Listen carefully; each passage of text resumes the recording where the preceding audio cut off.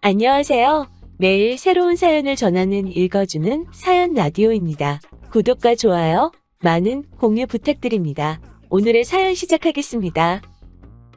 안녕하세요. 올해로 이혼한 지 정확히 1년 된 30대 여성입니다. 그리고 제가 오늘 이렇게 제 사연을 이야기하러 오게 된 건 바로 제 전 남편 때문이에요. 1년이나 지난 마당에 지난 일은 들춰서 뭐하냐는 분도 계실 텐데. 맞아요. 사실 처음엔 저도 아닌 게 아니라 그렇게 생각했었거든요. 그런데 얼마 전 인터넷으로 심리학에 관한 여러 가지 이야기를 듣다 보니까 누군가 그러대요. 기억하기 싫은 일이라고 무조건 묻어두는 게 능사는 아니라고, 차라리 한 번쯤 속 시원히 털어놓는 게 도움이 될 수도 있다고요. 그래서 저도 이번이 처음이자 마지막이란 생각으로 제 이야기를 한번 해보려고 합니다. 우연이라도 두 번 다시 마주치기 싫은 인간이지만 일단은 편의상 남편이라 칭할게요. 떡줄 사람은 생각도 안 하는데 김칫국부터 마신다는 속담 다들 들어보셨죠? 제 남편이 딱 그런 사람이었습니다. 물론 처음엔 그런 사람인지 전혀 몰랐죠. 일단 남편하고는 선배의 소개로 만났는데 솔직히 내키는 자리는 아니었어요. 그도 그럴 것이 소개를 해준다는 선배가 남편을 얼마나 대단한 사람 마냥 묘사를 했거든요. 나이가 32인데 대표 소리를 듣는다. 직원이 10몇 명이다. 자수성가의 전형이다. 사람이 딱 보면 뭐 카리스마가 있고 어쩌고. 저로서는 좀 황당했어요. 막말로 제가 먼저 해달라고 한 소개팅도 아닌데 왜 이렇게 부담을 주나 싶어서 말이죠. 그런데 문제는 그 선배하고 제 관계가 까놓고 말해서 그렇게 동등한 상황이 아니었습니다. 선후배 사이인 동시에 저랑 업계도 같다 보니 한마디로 얼굴 붉혀 좋을 일이 없었달까요? 그래서 말 그대로 울며 겨자 먹기로 나갔던 자리였는데 남편이 어찌나 적극적으로 들이대던지 소개받고 얼마 지나지 않아 본격적으로 연애까지 하게 되었어요. 사귄 지 1년하고 2달째 되던 때 정식으로 프로포즈도 받았고요. 하지만 프로포즈를 받고 시댁에 처음 인사를 드리러 갔던 날 저는 생각지도 못한 상황을 맞닥뜨렸습니다. 그건 바로 시부모님의 반대였지요. 시부모님께선 사업하는 남편의 짝으로 아나운서나 교사 같은 직업을 가진 며느리를 드리고 싶었다며 제 면전에 대고 말씀하셨고, 그런 당신들의 기준에 저는 너무나 어긋나 있다셨어요. 그리고 그 당시 저는 저와 남편을 소개해준 선배가 번번이 남편은 올려치고 저는 내려치는데 말 그대로 이골이 나 있었거든요. 그래서 그렇게 마음에 안 드신다 하니 유감이다. 저도 이런 소리까지 들어가며 결혼하고 싶지는 않다 하고 먼저 자리에서 일어났네요. 남편에게도 시부모님이 결혼도 하기 전에 벌써부터 나한테 이렇게 막 나오시는데 당신은 말 한마디 못하고 있는 걸 보니 앞날이 깜깜해서 이 결혼은 못하겠다 했고요. 그런데 그 일이 있고 며칠 뒤 남편이 울면서 저희 집 앞에 찾아왔어요. 생각하면 생각할수록 자기가 너무 한심했다면서 이미 지나간 일을 어떻게 되돌리진 못하겠지만 자기랑 결혼만 해준다면 절대로 두 번 다시는 이런 일로 제 눈에 눈물 나게 하는 일은 없을 거라면서 말이죠. 그리고 저는 사실 남편과 연락 없이 떨어져 있는 그 며칠 동안 나름대로 마음 정리를 하고 있었거든요. 그런데 막상 앞에서 눈물 콧물 흘려가며 우는 남편을 보니까 도무지 매정하게 뿌리칠 수가 없대요. 그래서 결국 남편만 믿고 처음 계획대로 결혼을 밀어붙이게 되었습니다. 청첩장이 나오고 결혼식까지는 고작 2주밖에 남지 않은 시점까지도 시부모님께서는 가타부타 어떠한 말씀도 없으셨어요. 처음부터 당신들은 제가 싫다고 했는데 제가 기어이 며느리가 되겠다고 하니 어쩌겠냐고, 그러면서 당신들이 결혼식에 참석하는 것만으로도 감사한 줄 알라고 하신 게 다였지요. 그리고 저희 친정어머니는 이렇게까지 홀대를 받으면서도 기어이 이 결혼을 해야겠냐 하셨지만 그때 저는 한심하게도 남편만큼은 확실한 제 편이라고 믿었거든요. 그래서 친정어머니께 우리가 잘 사는 모습을 보여드리면 언젠가 시부모님도 마음의 문을 열어주실 거라 했어요. 그리고 남편도 친정어머니께 자기 부모님 두 분 다 말씀만 저렇게 하시지 원래 마음 따뜻하시고 속정 깊은 분들이라며 자기만 믿어달라, 실망시키지 않겠다 하대요. 그러니까 저희 친정어머니도 더는 반대도 못하시고 그렇게 저희 결혼을 허락하셨지요. 남편은 버는 족족이 모든 돈을 사업에 재투자를 하고 있었다 했고, 그래서 정작 결혼에 쓸 수 있는 돈이 많이 없었어요. 오죽하면 제가 처음에 이 사실을 알았을 때 상황이 이런데 왜 나한테 프로포즈를 한 거냐고 어이가 없어서 따졌다니까요. 그랬더니 남편이 한다는 말이 모든 일은 때가 있는 법이라면서 아무튼 시댁에서는 괘씸죄라고 한 푼도 안 도와주신다지. 남편은 가진 돈이라곤 2,600만 원밖에 없지. 그래서 결국 제가 직장 생활하면서 모아두었던 8천에 친정어머니에게 1억 2천을 빌려 전세를 구했습니다. 참고로 그런 와중에 시부모님께선 아무리 당신들이 아무것도 안 해준다고 너도 안 하냐 하시길래 무슨 소린가 했는데 예단을 말씀하셨던 거더라고요. 근데 그냥 끝까지 못 알아들은 척 했어요. 솔직히 이땐 좀 아닌 게 아니라 억울한 마음이 있었거든요. 분명히 남편이 매달려서 하게 된 결혼인데 어째서 나는 계속 싫은 소리를 듣고 있는 거며 돈도 내가 몇 배로 쓰게 된 건지. 하지만 결혼식 날짜가 정말 코앞으로 다가왔는데 내가 생각 좀 해봐야겠으니 시간 좀 갖자. 그 시점에 그 소리를 할 수 있는 여자가 몇이나 되겠어요? 저도 별반 다르지 않았습니다. 지금 돌이켜 생각해보면 사람들 입방아에 오르내리는 거 그거 며칠 가지도 않았을 텐데. 한편 결혼하고 한 2년 동안은 정말 정신이 하나도 없었어요. 일단 남편은 사업으로 눈코 뜰 새 없이 바빴고 저 또한 직장에서 승진을 하면서 업무량이 배로 많아졌거든요. 게다가 남편은 매일같이 영업을 이유로 술에 취해 밤늦게 귀가하는 일이 일상이었다 보니 어느샌가 집안일마저 당연하다는 듯이 제 몫이 되어 있었죠. 그뿐인가요? 저를 며느리라고 생각 안 하신다 하실 때는 언제고 언젠가부터 명절인데 아니면 뭐 누구 생일인데 하시며 저에게 며느리 도리를 요구하기 시작하시대요? 그리고 저는 한심하게도 그때는 시부모님의 그런 연락도 그저 반갑기만 했어요. 이제는 나를 인정해 주시려나 보다고 그러니 어떻게든 야무지고 싹싹한 모습을 보여드려야겠다 생각하며 말이에요. 그러다 전세 계약을 연장하고 2달쯤 지났을 때였습니다. 남편이 저에게 할 말이 있다 하더니 이사를 가자고 하더라고요. 뜬금없이 그게 무슨 소리야? 갑자기 이사라니? 갑자기 왜 이사를 가자는 건데? 내가 돈이 좀 필요해. 회사 일에 문제가 생겼어. 문제라니? 돈은 얼마나 필요한 건데? 아니 그리고 잠깐, 지금 전세 보증금으로 회사 일을 해결하자는 거야? 안 돼, 그건 안 되지. 우리 엄마 돈이 반도 넘어. 장모님한테는 말 안 하면 되잖아. 엄마한테 거짓말을 하라는 거야? 싫어, 난 못해. 어머님 아버님한테 한번 여쭤봐. 두 분 맨날 어디 은행에 얼마 있고 저기 은행에 얼마 있고 그런 얘기 하시잖아. 그거 그냥 하는 소리지. 그 돈 내가 사업 시작할 때 진작에 다 갖다 썼어. 뭐? 그런데 왜 맨날 여기 1억 저기 1억 그런 소리를 하셨대? 넌 지금 그런 걸 따지고 싶냐? 아무튼 그러니까 이사 가자. 일단 여기 전세 보증금이 2억이지. 그러면 대충 1억 5천 하고. 우리는 어디 가서 살고? 우리는 뭐 일단 급한 대로 월세 한번 알아보지 뭐. 아무리 생각해도 안 되겠어. 내가 100번 양보해서 내 돈은 빌려줄 수 있지만 엄마 돈은 절대로 안 돼. 이러다 내 사업 망하면 너도 망하는 거야. 아우 됐어. 그런 식으로 따지면 우리 엄마 돈까지 가져다 썼다가 당신 망하면 우리도 망하고 우리 엄마도 망하는 거야. 안 돼. 그리고 그때였습니다. 누군가 저희 집 초인종을 눌렀고 그래서 현관을 열어보니 저희 친정어머니가 서 계셨어요. 당황한 제가 언제 오셨냐니까 방금 오셨다곤 하셨지만 제가 아무렴 명색이 엄마 딸인데 표정만 봐도 어떤 기분이신지 알 수 있었죠. 그리고 동시에 이때다 싶어서 남편이 저희 어머니를 붙들고 무슨 소리라도 할까봐 걱정이 되더라고요. 그래서 일단 어머니를 모시고 집 밖으로 다시 나갔습니다. 일단 카페라도 가자고 뭐가 됐던 거기서 이야기를 하자면서 말이에요. 혹시 전부 들으신 거예요? 들으셨어도 아무것도 신경 쓰지 마세요. 나 진짜로 엄마한테 그런 부담 드리고 싶지 않아요. 안 도와줘도 괜찮으려나. 최서방이 서운해하면 어쩌냐. 서운해하긴요. 서운할 걸로 치자면 나야말로 시부모님한테 서운한 일투성인걸. 아무튼 엄마는 아무것도 신경 쓰지 마세요. 그러면 너 이사는 뭐? 가긴 가려고?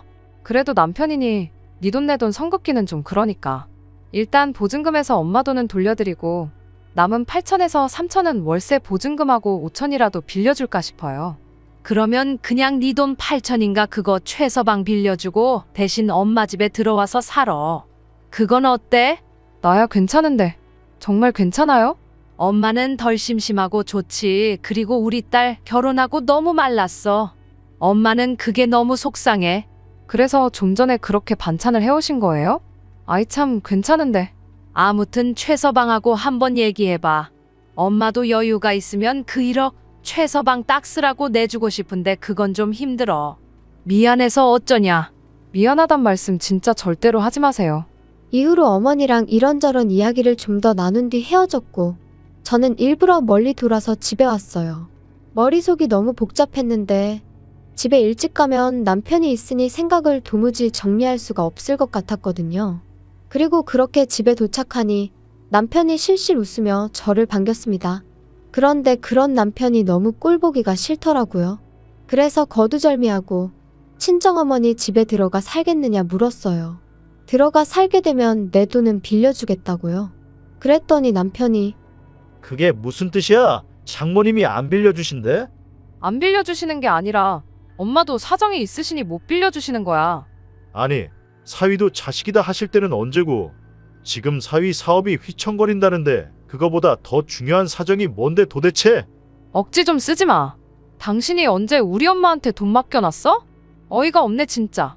내 돈이라도 빌려갈 거면 엄마 집에 들어가서 사는 걸로 하고 그렇게는 못하겠음 뭐 어쩌겠어. 당신 사업은 당신이 알아서 해. 진짜 장모님도 너도 너무한다 진짜. 너무한다고? 말이 나왔으니 한번 따져볼까? 결혼하고 이후로 나 당신한테 꽃 한 송이 받아본 적 없어. 지금은 사업에 투자해야 할 때라면서 생활비 100만 원 주는 거 말고 당신이 이 집 돌아가는데 기여한 게 뭐가 있어? 그래도 나 언젠가 우리한테 좋은 날이 오겠지 하고 이제껏 참았어. 근데 이제 와서 사업이 위태로우니까 내 돈도 우리 엄마 돈도 내놓으라는 거 너무한 거 아니야? 그리고 내가 몰라서 말 안 하는 거 아니야? 그 투잔지 뭔지 그거 다 하루가 멀다 하고 마시는 술값인 거 누가 모를까 봐? 그래도 내가 사업을 해본 적이 없으니 그냥 알아서 잘하겠거니 하고 믿고 내버려뒀어. 그런데 이제 와서 뭐 하자는 건데? 남편 입장에선 아마 꽤나 당황스러웠을 거예요. 평소라면 좋은 게 좋은 거라고 그냥 참고 넘어가던 저였으니 이번에도 그럴 줄 알았을 테니까요. 하지만 이번만큼은 도무지 참을 수가 없었습니다. 그래서 남편더러 내 마음이 아예 바뀌었다고 이참에 친정에 들어가 살아야겠다 했어요. 친정어머니 돈도 돌려드리고 애시당초 당신 결혼할 때 들고 온 돈이 얼마였냐? 2,600인가 그렇지 않았냐? 나도 2,600만 내놓고 나머지는 거두겠다. 그랬더니 남편이 저더러 갑자기 왜 그러냐면서 일단 진정 좀 해라 어째라. 하지만 결론부터 얘기하자면 이런 대화가 있고 정확히 3달 뒤 남편은 사업을 정리했고 저희는 친정으로 들어갔습니다. 친정어머니는 물심양면 저희 부부를 도와주셨어요. 집에서 노는 사위였지만 제가 회사 일로 바쁘니 당신이 삼시세끼를 챙겨주시는 일이 다반사였고 게다가 저희 빨래며 청소며 하는 김에 하는 거니 신경 쓰지 말라셨죠.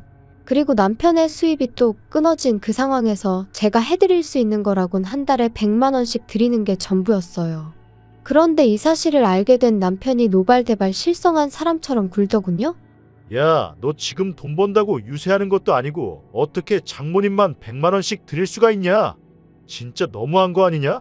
내가 뭐 엄마 용돈 드려? 그럼 당신이 우리 엄마 도와서 집안일 좀 해. 음식도 하고 청소도 좀 하고 그러면 되겠네. 엄마가 밥까지 차려주셨으면 최소한 설거지는 해야지. 아무튼 엄마가 우리한테 해주시는 거 생각하면 100만 원도 적어서 송구스러울 지경이니까 괜한 트집 잡지 마. 그래도 이건 경우가 아니지. 드릴 거면 우리 부모님도 드려. 그래 그럼 다음 달부터 20만 원씩 드릴게. 그러면 되지? 뭐 20만 원? 어디 거지한테 적선하냐? 진짜 사람 열받게 하네. 드릴 거면 양쪽 똑같이 드리고 안 드릴 거면 양쪽 다 드리지 말아야지. 아니 양가에서 해주시는 게 다른데 뭘 다 똑같이 하라는 거야? 그럼 우리 엄마 집에서 얹혀 살면서 밥도 얻어먹으면서 아무것도 하지 말라는 거야? 난 내가 아무리 우리 엄마 친딸이어도 당신처럼 얼굴에 철판 깔고는 못 살겠으니까 100만 원 드리는 게 그렇게 눈꼴 시리면 나가자. 나가서 어디 반지하 같은 데 구해서 우리끼리 어떻게든 살아보면 되겠네. 사실 이렇게 다툴 때만 해도 친정어머니가 집에 안 계신 줄 알았어요. 그래서 평소보다 좀 목소리가 커졌는데 이제 싸움이 길어지다 보니 친정어머니가 귀가하신 것도 알아차리지 못했던 거죠. 세희야, 그리고 최서방도 내가 정말 속상해 죽겠다. 세희야, 너 이제 엄마한테 그 돈 주지 마. 그거 나 솔직히 부담스러워서 안 받고 싶었어. 최서방도 너무 불만 갖지 말게. 세희 입장에선 어쨌든 내가 지 엄마니까 안쓰러워 그런 거 아니겠나? 그리고 둘 다 돈 때문에 자꾸 싸우게 되나 본데 나중에 나 가고 나면 이 집 너희 거야. 그러니까 너무 돈 하고 살지 말어. 씁쓸한 표정으로 말씀을 마치신 어머니가 저희 방에서 나가신 뒤 저는 아까보다 더 끓어오르는 화를 참을 수가 없었어요. 하지만 만약 제가 또다시 남편과 싸운다면 저희 어머니가 얼마나 스트레스를 받으실까 싶어서 꾹 눌러 참고 남편에게 짐 싸라고 했습니다. 당장 나가서 몇 날 며칠 찜질방서 지내게 되더라도 일단은 나가자고. 더 이상 어머니한테 신세지지 말자고 했죠. 그런데 남편은 그새 또 뭘 그렇게까지 하냐면서 일단은 알겠다고 100만 원씩 계속 드리라고 하대요. 그리고 이제 와서 말이지만 저는 제가 세게 나가면 남편이 오히려 꼬리를 내릴 거란 걸 알고 있었어요. 강강약약인 사람이었으니까, 자기가 불편한 건 조금도 못 참는 사람이었으니까, 친정어머니가 제공해주시는 이 편안한 생활을 마다할 인물이 못 되었거든요. 그리고 이후로 남편은 조금씩 달라지는 듯 했어요. 함부로 목소리를 높이는 법도 없었고 저희 어머니한테도 좀 조심하는 기색이 느껴졌지요. 그래서 어느 정도 정신을 차렸나 보다고 다행이라고 생각했는데 하루는 남편이 뜬금없는 이야기를 꺼냈습니다. 자기가 집에 있는 동안 부동산 공부를 좀 했다면서 재테크가 어쩌고 하더라고요. 무슨 재테크를 말하는 건데? 아니, 우리 부모님 사시는 그 빌라 있지? 그거 재개발할 거라나 봐. 그런데 우리 부모님은 그거 그냥 정리하고 어디 다른 데로 이사 가고 싶으시다네. 그래서 말인데 우리가 부모님 빌라를 사는 게 어때? 뭐 어머님 아버님 사시는 집을 우리가 사자고? 그 35년 된 빌라를? 어우 됐어. 그게 무슨 재테크야. 돈 낭비지. 아니 그리고 무엇보다 돈이 어딨어서 아까부터 재테크 타령이래. 돈이 왜 없어? 이 집 팔면 되지. 이 집 알아보니까 지금 8억 가까이 되더라. 8억이나 많아. 이건 엄마 집인데 이걸 우리가 왜 팔아? 아니, 그때 장모님이 나중에 우리 주신댔잖아. 그건 나중에 진짜 뭔 말을 못하겠네. 자꾸 무조건 싫다고만 하지 말고 생각을 좀 해봐. 우리 부모님이 당신들 사시는 집을 6억에 내놓으실 거래. 그 35년 된 빌라를 방도 2개밖에 없는 그 빌라를 6억에? 아우 됐어. 말이 좀 되는 소리를 해. 20억까지 갈지도 모른다니까. 아니 도대체 어디서 뭘 듣고 온 거야. 아무튼 쓸데없는 소리 하지 말고 부동산 공부니 뭐니 헛소리도 하지 말고 그냥 제발 일자리나 알아봐. 지금 벌써 몇 달째 놀고 있는지 알지? 나 진짜 당신 이럴 때마다 힘 빠져. 나야말로 진짜 너한테 실망이다. 기껏 재산 늘릴 방법 공부해서 알려주니까 고맙다고 말은 못할 망정. 그리고 장모님이 이 집 우리 주신다고 했는데 그거 좀 일찍 파는 게 왜 안 된다는 거야. 아니 막말로 팔았다 치면 우린 어디 가서 사니? 우리 엄마는? 우리 부모님 집에서 살면 되지. 그러니까 지금 우리 엄마 재산으로 시부모님 빌라 팔아드리자고? 우리 엄마더러 이 멀쩡한 집 두고 그 35년 된 빌라 가서 사시라고 하라고? 당신은 그게 말이 된다고 생각해? 뭐가 어때서 우리 부모님도 사시는데 장모님이 좀 사시면 어디가 덧나냐? 아이고 어이가 없다 진짜.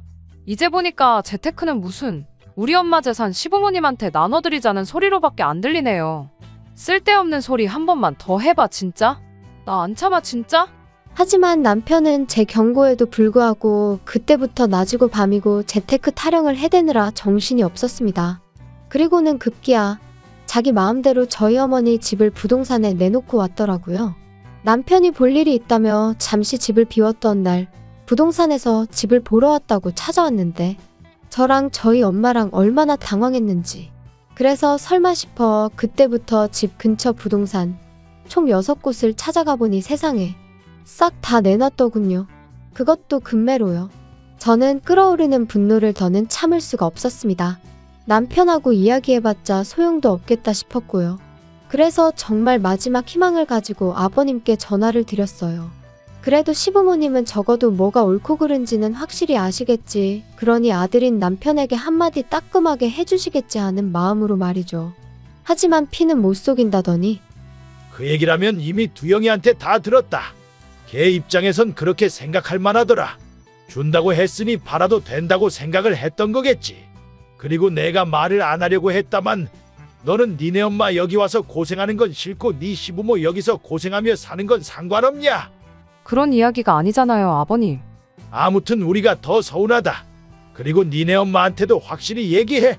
주기로 했으면 주셔야 되는 거라고. 그리고 너는 이제 니네 엄마 따르기 전에 내 아들 마누라고. 그러면 내 아들 그러니까 네 서방 말을 최우선시해야지. 막말로 서방이 집을 팔아서 죽을 써먹자고 하면 그냥 내하고 믿고 따르면 되는 거야. 통화를 마치고 나니 정신이 멍해지는 기분이었어요.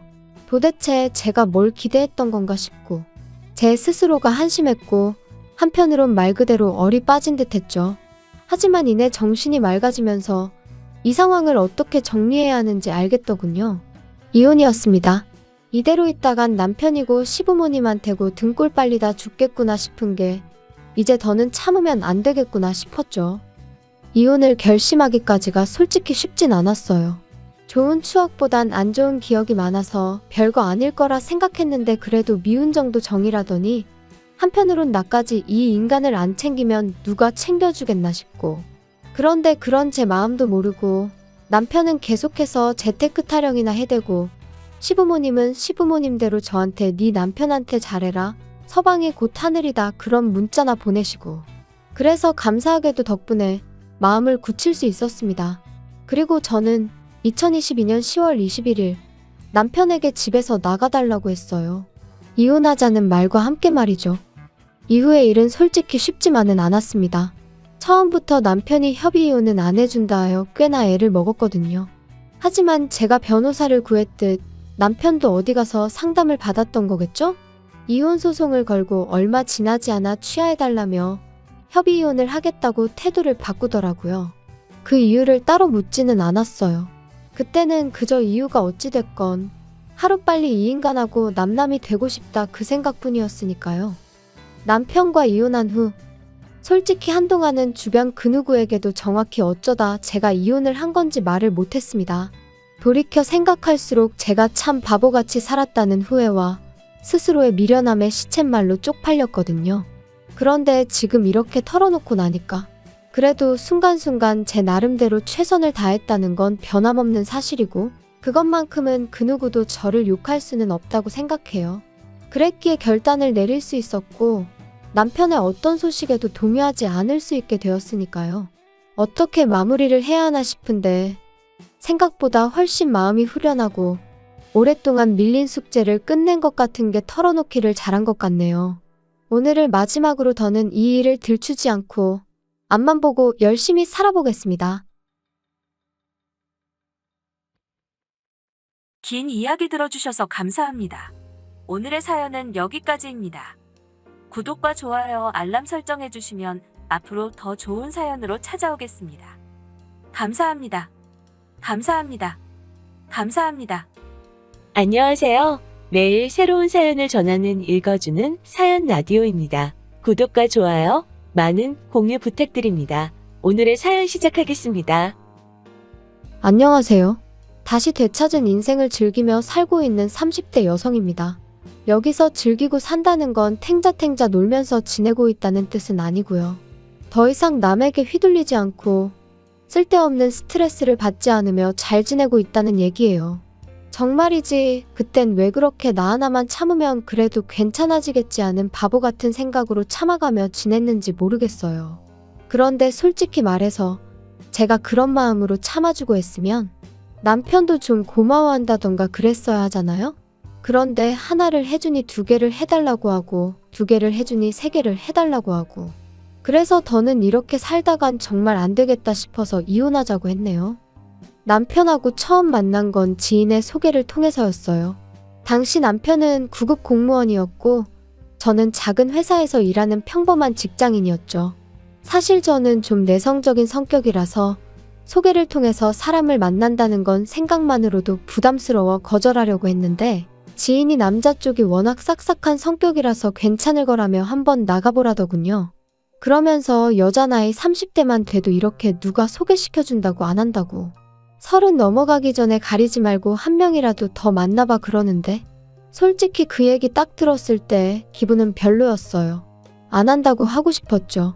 하지만 또 곰곰이 생각해보니까 아주 틀린 말은 아니다 싶기도 하고 지인 말대로 나중엔 어디 가서 제 힘으로 누굴 만나나 걱정스럽기도 하고 그래서 자존심은 좀 상했지만 알겠다 하고 나간 자리였네요. 그리고 그렇게 만나게 된 남편은 지인의 소개대로 조금 부담스러운 감도 없잖아 있긴 했지만 넉살이 좋았어요. 워낙 공통점이 없다 보니 무슨 이야기를 주고받아야 하나 걱정이 많았는데 남편의 주도하에 대화는 매끄럽게 흘러갔죠. 그런 적이 없다 보니 신기하대요. 거기다 성격은 달랐어도 좋아하는 영화 장르라던가 입맛이 비슷해서 소위 통했다는 느낌을 받았거든요. 그래서 어쩌면 이 사람하고 잘 될지도 모르겠다 싶더니 지금 생각해보면 그래도 거기서 멈췄어야 했는데 하긴 지금 이런 후회를 해서 뭐 하겠어요? 아무튼 남편한테 애프터 신청이 왔고 그때는 저도 은근히 기다리고 있었던지라 튕기고 말고 할 것도 없이 좋다고 했죠. 그리고 그렇게 저희는 연애를 시작했습니다. 저희 연애는 그런대로 원만하게 이어져 갔어요. 물론 돌이켜 생각해보면 일주일에 한두 번 만나서 영화 보고 밥 먹고 이야기 좀 나누고 그게 다긴 했는데 그땐 어쨌든 다툴 일이 없으니 다행이다 싶었고 그래서 잘 맞는다고 생각했었네요. 한편 사귄 지 1년쯤 되던 해 제 직장 상사가 바뀌었습니다. 원래도 가족 기업이라 불안불안했는데 결국 사장 아들이란 사람이 와서 하루아침에 부장 타이틀을 달더라고요. 그리고 불행하게도 사장 아들은 정말 아무것도 모르는 사람이었어요. 그러니 괜한 직원들만 하루가 멀다 하고 시쳇말로 조져대는데 정말 마음 같아선 그래 이 자식아 내가 먼저 관둔다 하고 그 면상에다 시원하게 사표라도 집어던지고 싶은 적이 한두 번이 아니었다니까요. 하지만 솔직히 어디 간들 치사하지 않은 직장이 있나요? 그러니 하루에도 12번 끓어오르는 화를 꾹꾹 눌러 참으며 어떻게든 버텨보려 했습니다. 그런데 그날만큼은 제가 하던 프로젝트를 기어이 자기가 완성하겠다며 가져가 놓고서는 말 그대로 아주 죽을 써버렸더라고요. 그리고 그 일로 진행 중이던 거래가 2건이나 캔슬이 되면서 사장이 아주 단단히 화가 났지요. 그런데 그 순간 이 사장 아들이 제 탓을 하대요? 자기는 아무것도 몰랐다며 저 때문에 이렇게 된 거라고. 그리고 저는 지금도 확신해요. 사장도 이 모든 사태가 제가 아닌 당신 아들에게서 비롯되었다는 걸 알고 있었다고요. 하지만 직원들 앞에서 자기 아들을 나무랄 수는 없었을 테니 애꿎은 저를 탓했고 그때만큼은 도무지 못 버티겠더라고요. 그래서 그냥 알겠다고 내가 나가면 되는 거 아니냐고 나와버렸습니다.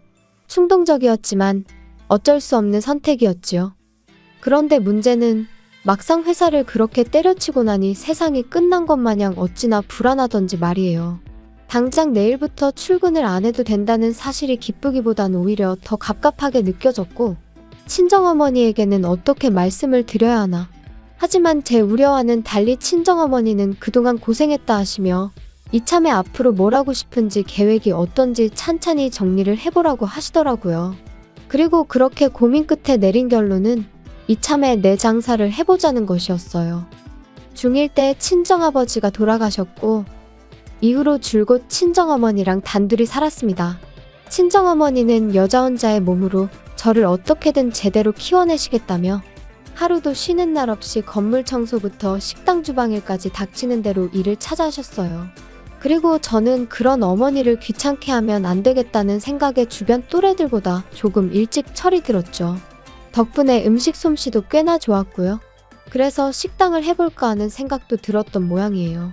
아무튼 오히려 지금이라면 겁이 났을 텐데 그래도 그땐 몇 살 어렸다고 겁도 안 났어요.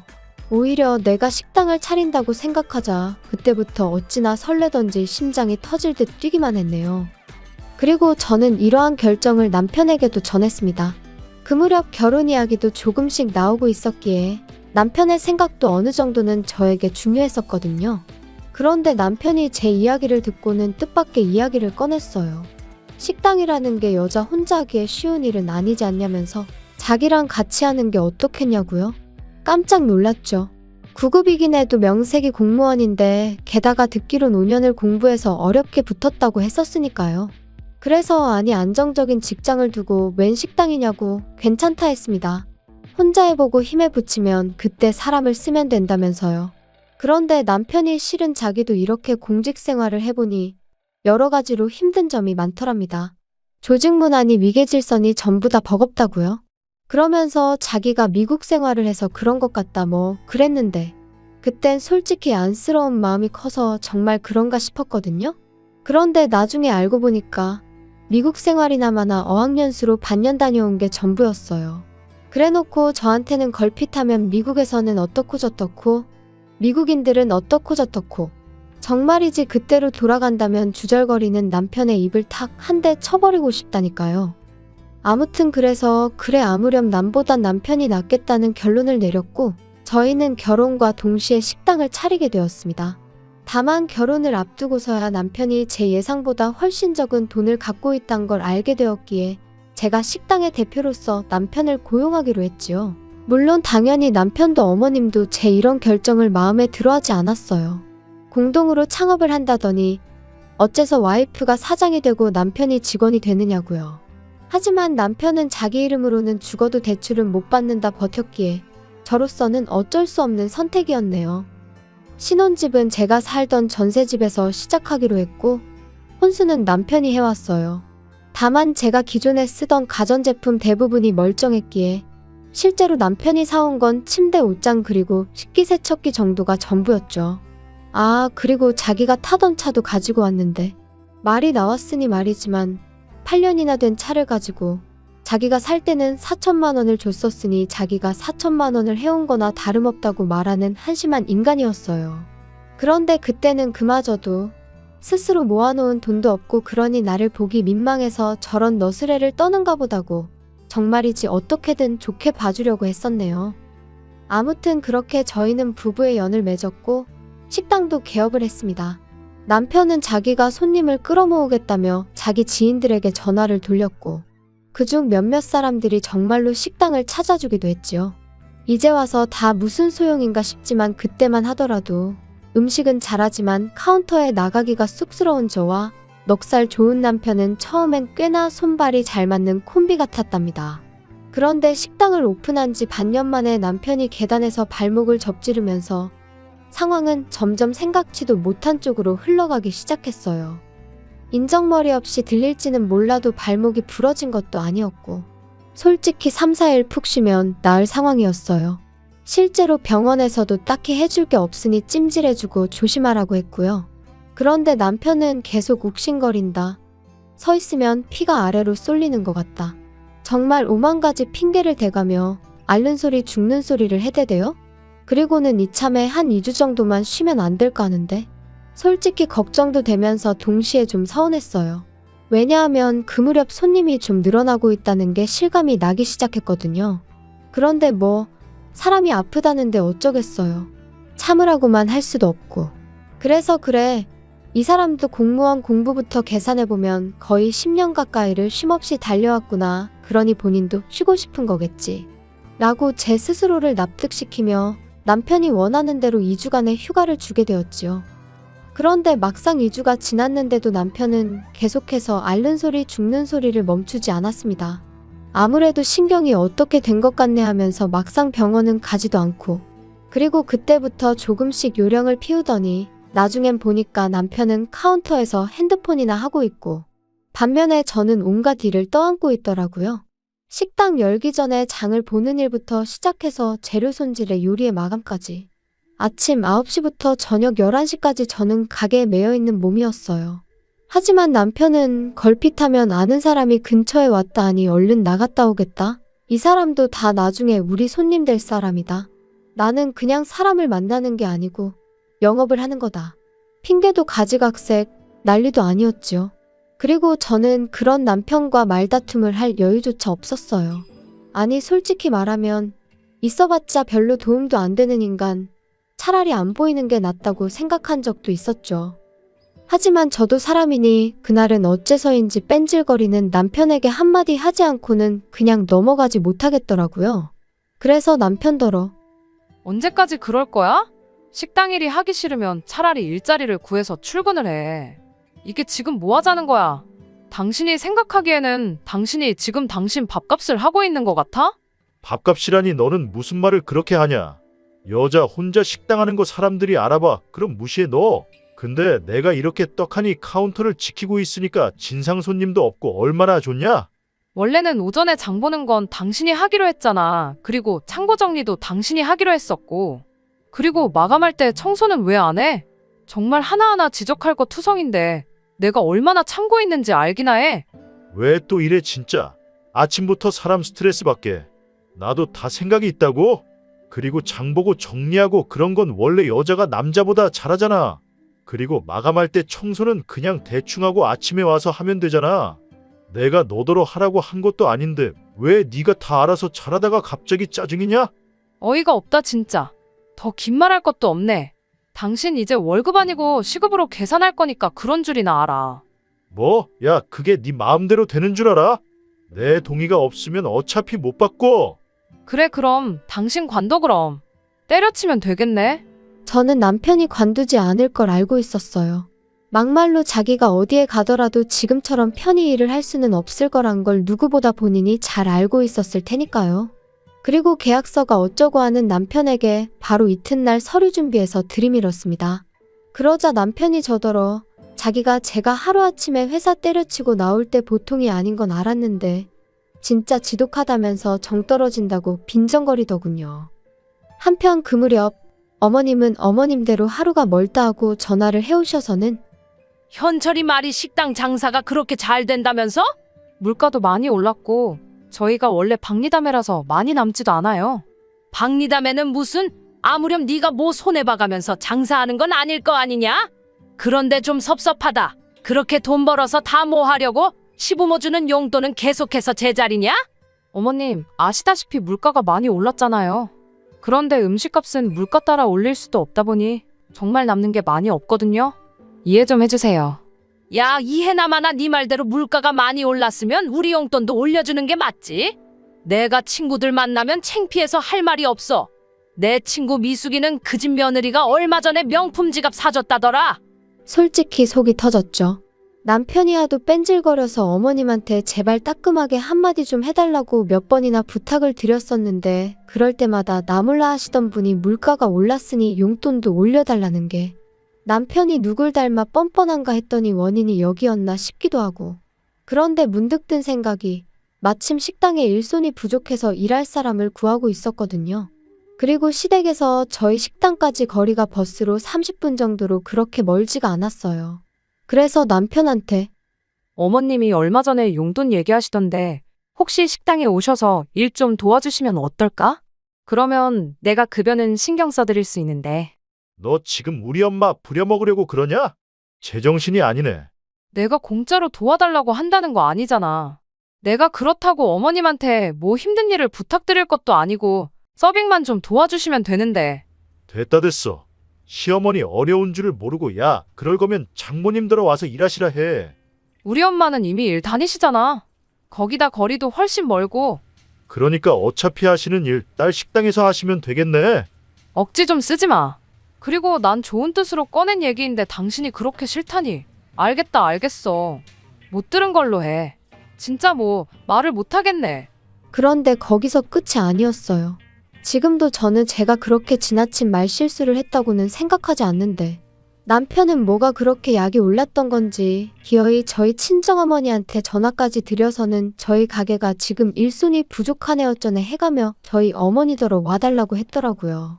그리고 친정어머니는 사위까지 나서서 와달라 하니 거절을 못하시고 알겠다 하셨고 아무튼 그래서 친정어머니가 저희 가게 일을 도와주시게 되셨어요. 친정어머니한테 죄송하고 감사하기도 하고 못난 딸이 따로 없었죠. 그런데 황당한 건 남편이 저희 친정어머니를 대하는 태도였습니다.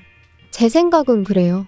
이따금씩 남편의 지인들이 오는 경우가 있었는데 그럴 때 굳이 그 앞에서 장모인 저희 어머니를 부려먹을 이유가 뭐냔 말이죠. 오히려 우리 장모님이다. 인사들 드려라 하는 거면 모를까? 하지만 남편이 보이는 태도는 어떻게든 내가 이렇게 떵떵거리고 지낸다는 걸 과시라도 하고 싶은 것처럼 보였고 그러다 결국 저희 어머니가 일하신 지 8개월 정도 지났을 때였어요.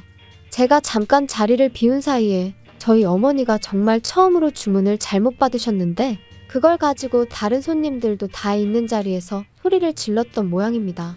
다른 아르바이트생이 남자 사장님이 좀 심하시다며 저에게 귀뜸을 해줘서 알았으니 망정이지. 그래서 그날 남편한테 네가 뭔데 내 어머니한테 소리를 질렀냐니까. 공은 공이고 사는 사지. 집안에서나 장모님이지 가게에서는 엄연히 그냥 일하는 아주머니 아냐? 그리고 어느 식당이건 간에 일하는 사람이 실수를 하면 한 소리 듣는 건 당연한 거지. 공이고 사고 장모님이면 상황이 어떻건 간에 그냥 장모님이지. 나는 뭐 할 말이 없어서 당신 지적 안 하고 그동안 오냐오냐 봐준 줄 알아? 그리고 당신이 뭔데? 식당 내에서 당신이 도대체 뭔데 어머니한테 소리를 질러? 대표는 엄연히 나야. 소리를 질러도 내가 질러. 야, 그 코딱지만한 가게로 드디어 유세를 떠는구나, 네가. 남편과 저는 그날만큼은 정말 주먹만 오가지 않았지. 크게 싸우게 되었고 그때 이후로 저는 이따금씩 이혼 생각을 하게 되었습니다. 하늘의 맹세코 결혼을 통해 그 어떤 이익을 바란 것도 없었고 그저 다른 사람들처럼 안정된 가정을 꾸리며 평범한 인생을 살고 싶었을 뿐인데 어디서부터 어떻게 꼬여버린 건지 제 스스로가 한심하더라고요. 한편 친정어머니도 그날 일로 충격이 크셨는지 결국 한 달쯤 지나 그만 나오고 싶다 하시대요.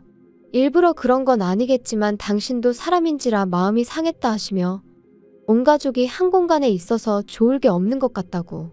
씁쓸한 어머니의 표정을 보고 있자니 얼마나 죄송스럽고 우라가 치밀던지. 아무튼 저는 그런 어머니의 마음을 조금이라도 달래드리고자 퇴직금이라고 말하면 좀 그렇지만 유럽 여행을 생각해냈어요. 평생 일만 하시던 어머니셨으니 이참에 저도 눈 딱 감고 한열을 어머니랑 같이 쉬어볼까 생각한 거죠. 그런데 이 이야기를 듣곤 남편이 노발대발 날뛰기 시작했습니다. 장모님하고 어딜 간다고? 유럽? 무슨 돼지목의 진주도 아니고 갑자기 웬 유럽? 원래 유럽 여행 같은 건 수준이 되는 사람이 가야 안 아깝지. 막말로 장모님 영어나 아시냐? 하이헬로우 말고 뭐 또 아시는 거 있어? 그렇다고 너는 뭐 영어 잘하냐? 진짜 돈 낭비하는 방법도 가지가지네. 웃기고 있네 진짜. 내가 벌어서 내가 내 어머니 모시고 간다는데 당신이 왜 난리야? 그렇게 부러우면 당신도 어머님 모시고 가던가. 사람이 원래 자기 그릇대로 놀아야 되는 거야. 고졸인